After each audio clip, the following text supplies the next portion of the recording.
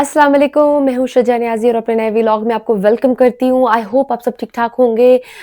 जनाब वहीं से सिलसिला जोड़ेंगे जहाँ से मैंने कल सिलसिला ख़त्म किया था, यानी कि 27वीं आईनी तरमीम। मैंने कल आपको बड़े डिटेल से बताई थी कि क्या-क्या बारीक वारदातें वहाँ उस तरमीम में होने जा रही हैं और बिलाखिर आज सेनेट में ये तरमीम उसका बिल आज पेश किया गया था और न सिर्फ पेश किया गया बल्कि 27वीं आईनी तरमीम का ये बिल मंजूर हो चुका हुआ है आज सेनेट के इजलास में। और अब कौमी असम्बली का इजलास जारी है जिस वक्त मैं ये अपना व्लॉग रिकॉर्ड करवा रही हूँ और होपफुली मुझे लगता है कि वहाँ से भी जो जिस तरह की फुर्तियाँ हैं तो वहाँ से भी मे भी मंजूर हो जाए। तो ज़रा डिटेल बता दूं कि आज हुआ क्या है सेनेट में। बेसिकली आईनी तरमीम के लिए आपको पता है कि पार्लियामेंट के दोनों ऐवानों में 2/3 अक्सरियत दरकार होती है, लिहाजा जब भी ये बिल पर वोट होगा, जिसमें अगर हम सेनेट की बात करें तो टोटल 96 अरकान होते हैं, तो कम अज़ कम 64 सेनेटर्स को का वोट दरकार था। अब जनाब हुकूमती इत्तेहाद के पास थे टोटल वोट 61,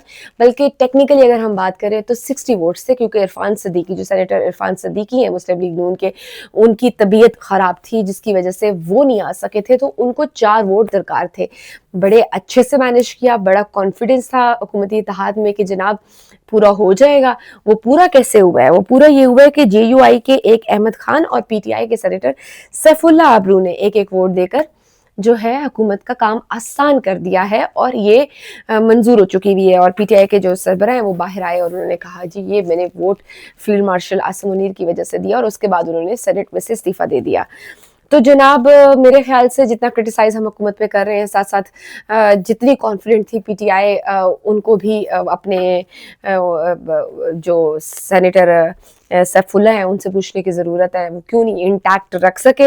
बहरहाल होना ही था, इन वन वे और दी अदर ये बिल मंजूर होना ही था। फैसल वाडवा साहब बड़े क्लैरिटी से बहुत पहले कह चुके हुए हैं कि ये 27वीं आईनी तरमीम आप यूँ समझे कि मंजूर हो चुकी भी है, बल्कि आप 28वीं आईनी तरमीम की जो है ना वो तैयारी करें। और वो ऑब्वियसली जिन जिन पॉइंट्स पे जिन जिन डिमांड्स पे इत्तेफाक नहीं हो सका, जैसे कि NFC अवार्ड्स में कमी की सूरत में या सूबों के इख्तियारात के हवाले से जो डिबेट्स नहीं हो सकी, वो 28वीं तरमीम में फर्दर डिस्कशन होगी। अभी तो बहुत जल्दी थी, ऑब्वियसली आपको मैंने बताया था कि बड़ी कोशिश थी हुकूमत की कि 30 नवंबर से पहले किसी भी तरह से बस जल्द से जल्द हम ये तरमीम कर लें, स्पेशली जो है आर्टिकल 243 में, तो वो हो गई भी है, उनके मकासद पूरे हो चुके हैं। अब सेनेट के बाद जो है ना ये बिल कौमी असेंबली में जाएगा, वहां भी वोट होना होगा जिसका इजलास अभी जारी है।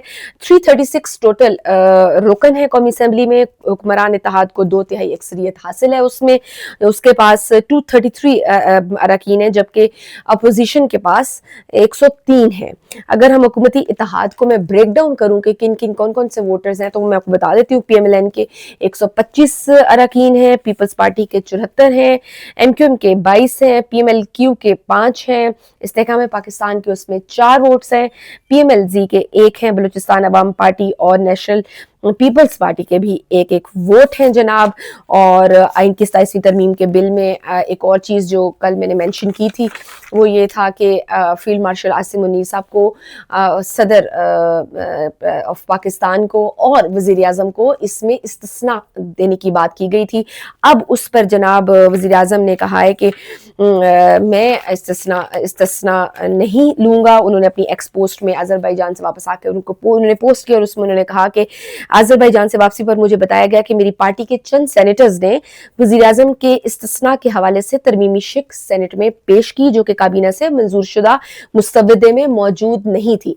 साथ में उन्होंने कहा कि मैं उन सेनेटर्स का, अपने साथियों के खलूस का शुक्रगुजार हूँ, लेकिन ये तरमीम फिलफौर वापस लेने की हदायत की है। उन्होंने कहा है कि मुंतखब वज़ीर आज़म जो है वो यकीनन कानून और अवाम के सामने जवाबदेह होता है। साथ में उन्होंने एक और चीज भी की, जो बारीक वारदात एक और थी जो कल मिस हो गई थी जनाब, वो स्पीकर कौमी असेंबली का भी उन्होंने जिक्र किया, यानी कि स्पीकर कौमी असेंबली को भी इस्तिस्ना देने की बात की गई थी, लेकिन उन्होंने भी उससे लेने से इनकार किया है। तो अच्छी बात है, आपने ये किया, बहुत मेहरबानी, आप जो है ना प्राइम मिनिस्टर साहब आपने ये किया, लेकिन ज़्यादा अच्छी बात ये होती अगर आप ये कहते कि सदर समेत कोई भी कानून से बालातर नहीं है, किसी को भी इस्तिस्ना नहीं मिलनी चाहिए। अगर उसने कोई बुरा काम किया है, कोई ऐसी कानून की खिलाफ वर्जी की है तो उसको भुगतना पड़ेगा। मतलब आपने तो ये ज़्यादा आइडियली होता।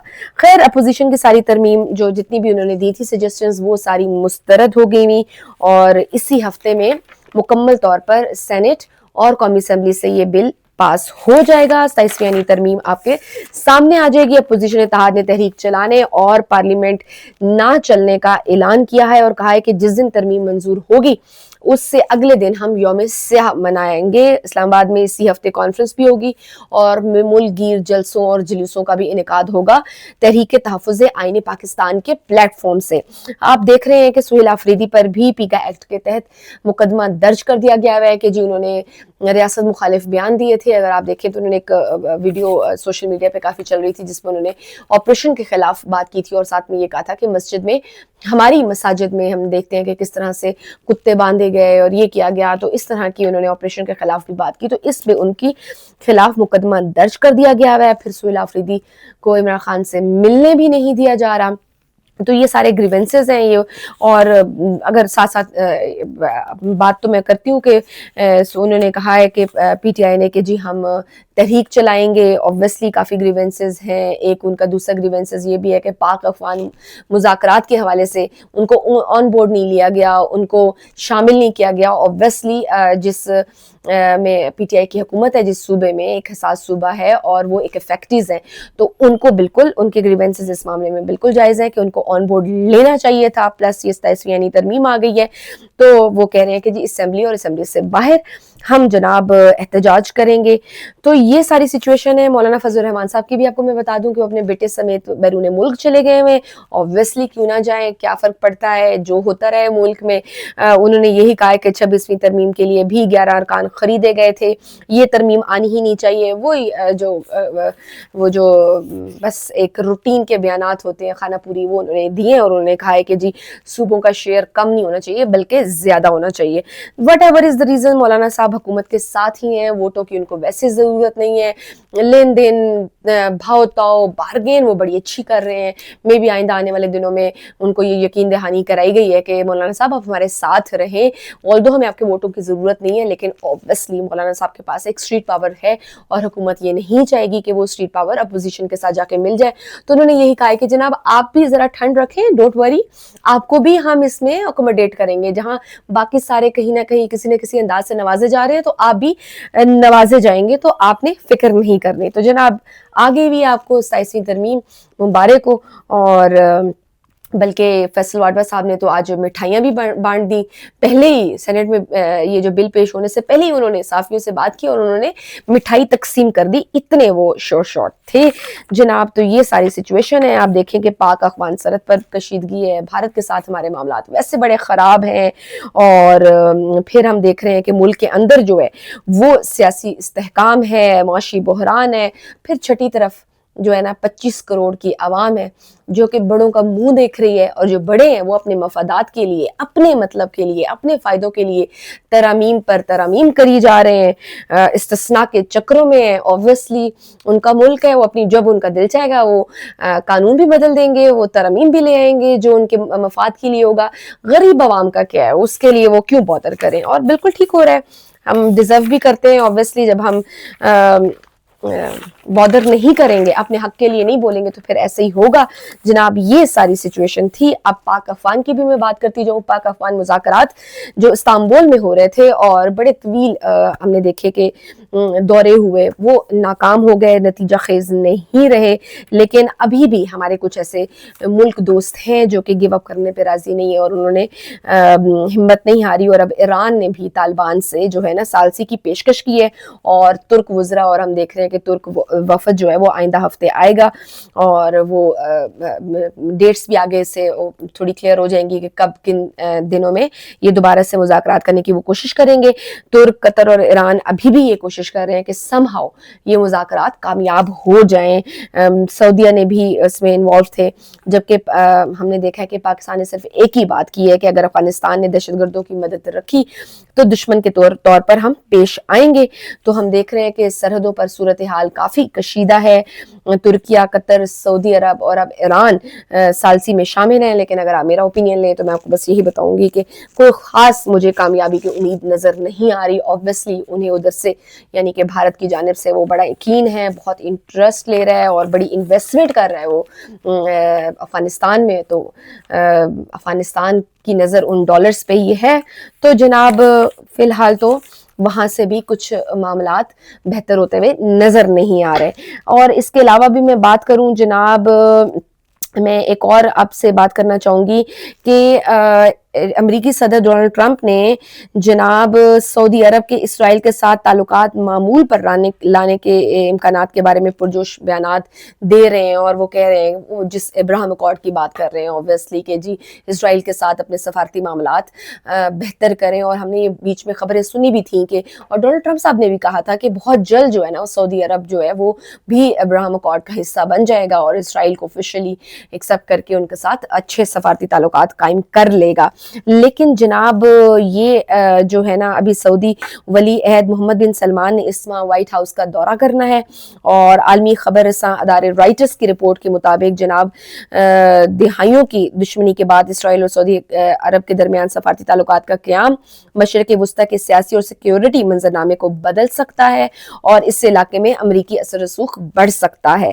لیکن جو ایک چیز جو ہے, ایک دو سورسز نے جو راؤٹرز کو بتایا ہے کہ ریاض نے سفارتی ذرائع کے توسط سے واشنگٹن کو اشارہ دیا ہے کہ اس کا موقف نہیں بدلا, وہ صرف اس وقت تک ابراہم اکارڈ کا حصہ بنیں گے یا اسرائیل کے ساتھ اپنے یعنی سفارتی تعلقات بحال کریں گے, دستخط کرے گا, جب تک فلسطینی ریاست کے قیام کے لیے ایک روڈ میپ پر اتفاق نہیں ہو جاتا. جناب ذرائع کے مطابق اس شرط کا مقصد کسی بھی سفارتی غلطی سے بچنا ہے اور عوامی سطح پر کوئی بھی بیان دینے سے قبل اوبویسلی سعودی عرب اور امریکہ کے موقف ہم آہنگ کیے جانے کی ضرورت ہے. وہ نہیں چاہتے کہ کوئی بھی ایسا مسکنسیپشن باہر جائے اور وہ دونوں ملکوں کے لیے سبکی کا باعث ہو. تو یہ جناب ہے. اور باقی ایک اور بھی دو خلیجی ذرائع نے بھی بتایا ہے کہ سعودی عرب نے بڑا کلیئر کیا ہے, واشنگٹن کو واضح کیا ہے کہ اسرائیل کو تسلیم کرنے کا کوئی بھی اقدام ایک نئے فریم ورک کا حصہ ہونا چاہیے, محض کسی پرانے معاہدے کی توسیع نہیں ہونی چاہیے. یعنی کہ جو ابھی یہ جو فلسطین کے حوالے سے جو لیٹسٹ ڈیولپمنٹس ہیں ان کو مائنڈ میں رکھ کے ایک نیا فریم ورک بنانے کی ضرورت ہے جناب. تو یہ ساری اس حوالے سے ایک ڈیولپمنٹ تھی. دوسرا ہم دیکھ رہے ہیں کہ جو ہمارے اپنے غزہ کی امن فورس کے حوالے سے جو اسرائیل کہہ رہا ہے, وہ اسرائیلی وزیر اعظم کہہ رہے ہیں جناب کہ ایک بار پھر انہوں نے دہرایا ہے اور انہوں نے کہا کہ غزہ میں تعینات کی جانے والی بین الاقوامی فورس میں ترکی کی فوج دستوں کے شامل کیے جانے کا کوئی امکان نہیں ہے. انہوں نے بڑا ایک اسٹرکٹ اس پہ رسپانس دیا ہے اور اسرائیلی اخبار کے مطابق اسرائیل اس سلسلے میں امریکہ پر بھی واضح کر چکا ہے کہ غزہ میں تعینات ہونے والی فوجی دستوں میں ترکی کی فوج کو بالکل قبول نہیں کیا جا سکتا. غزہ کی زمین پر کسی ترک فوجی کا پاؤں تک نہیں لگنے دیا جائے گا. اور آپ دیکھ رہے ہیں کہ جو امن معاہدہ ہوا تھا اس میں ترکی ایک بہت امپورٹنٹ ایک اس میں ایک رول تھا, تو وہ بھی آپ اوائڈ نہیں کر سکتے. ہمارے وزیر دفاع خواجہ آصف کا یہ کہنا تھا کہ امت نے عالم اسلام کے خلاف چھڑی گئی لڑائی متحد ہو کر نہ لڑی تو پھر ہم سب کی حالت بھی غزہ اور مقبوضہ کشمیر کی طرح ہوگی. گزشتہ روز سیالکوٹ میں میڈیا سے گفتگو کرتے ہوئے خواجہ آصف کا یہ کہنا تھا کہ آج علامہ اقبال کا یوم پیدائش منایا جا رہا ہے اور بدقسمتی سے ہم علامہ اقبال کا پیغام بھلائے بیٹھے ہیں. اور خواجہ آصف نے مزید کہا ہے کہ امت اس وقت بھٹکی ہوئی ہے, غزہ سے کشمیر تک ظلم ہو رہا ہے, اللہ تعالیٰ ہمیں ہمت دے اور طاقت دے. اور انہوں نے یہی بات کی ہے کہ جناب ہمیں پورے عالم اسلام کو متحد ہونے کی ضرورت ہے. اللہ کرے کہ یہ واقعی پوری امت اس مسلمہ کو یہ اس کی ریئلائزیشن ہو جائے اور وہ متحد ہو جائے. اگر متحد ہو ہی جاتی تو کیا ہی بات تھی, ورنہ یہ سب چیزیں نہ ہوتی. لیکن بظاہر ابھی یہی لگتا ہے کہ وہ ویسٹرن پاور کے سامنے وہ لیٹی ہوئی ہی ہے. ایک اور چیز جو میں ایڈ آن کرنا چاہوں گی وہ جناب, کیونکہ اسرائیل کی بات ہو رہی ہے, امریکہ کی بات ہو رہی ہے, تو میں یہ بھی بتاتی جاؤں کہ امریکہ اور اسرائیل کے درمیان غزہ میں سیز فائر اور انتظامی فیصلوں پر اختلافات ہم دیکھ رہے ہیں کہ شدت اختیار کرتے جا رہے ہیں۔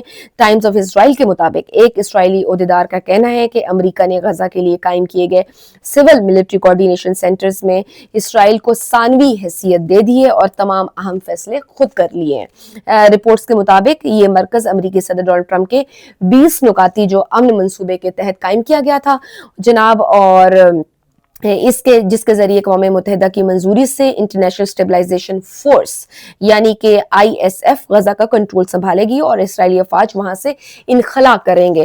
امریکہ کے مطابق ISF میں تقریباً 20,000 فوجی شامل ہوں گے جنہیں 2 سالہ مینڈیٹ دیا جائے گا، تاہم واشنگٹن اپنی افواج نہیں بھیجے گا اور ترکی، قطر، مصر، متحدہ عرب امارات، انڈونیشیا اور آذربائیجان جیسے ممالک سے شرکت پر بات چیت جاری ہے۔ اسرائیل نے ترکی کی افواج کی ممکنہ شمولیت پر اعتراض کیا ہے، یہ میں آپ کو آلریڈی بتا چکی ہوں، اور دوسرا یہ پیش رفت اس جانب اشارہ کرتی ہے کہ غزہ کے مستقبل میں اسرائیل کا اثر رسوخ محدود اور امریکہ کا کنٹرول بڑھتا جا رہا ہے۔ آئی ہوپ کہ ایسا ہو، کیونکہ بظاہر تو یہی لگتا ہے، پچھلے جتنے ایونٹس ہم دیکھیں تو وہ یہی لگتا ہے کہ جیسے اسرائیل کنٹرول کر رہا ہے امریکہ کو، امریکہ اسرائیل کے ماتحت نہیں ہے۔ تو جناب یہ ساری سچویشن ہے پوری۔ اب لیٹس سی، UAE نے بھی کہہ دیا ہوا ہے ویسے کہ ہم اپنی فوج وہاں نہیں بھیجیں گے، بٹ آئی ہوپ کہ فلسطین میں امن کی، غزہ میں امن کی شد ضرورت ہے، اور جو امن معاہدہ جو اس وقت کی ضرورت ہے، کیونکہ اس کے علاوہ کوئی اور چارہ تو تھا نہیں، تو آئی ہوپ کہ وہ پوری طرح سے امپلیمنٹ ہو جائے۔ That's all for today. I hope آپ کو میرا ولاگ پسند آیا ہوگا۔ اگر آپ کو میرا پسند آیا تو پلیز میرے چینل سبسکرائب کیجیے اور میرے ولاگ کو لائک کیجیے اور شیئر کیجیے۔ اللہ حافظ۔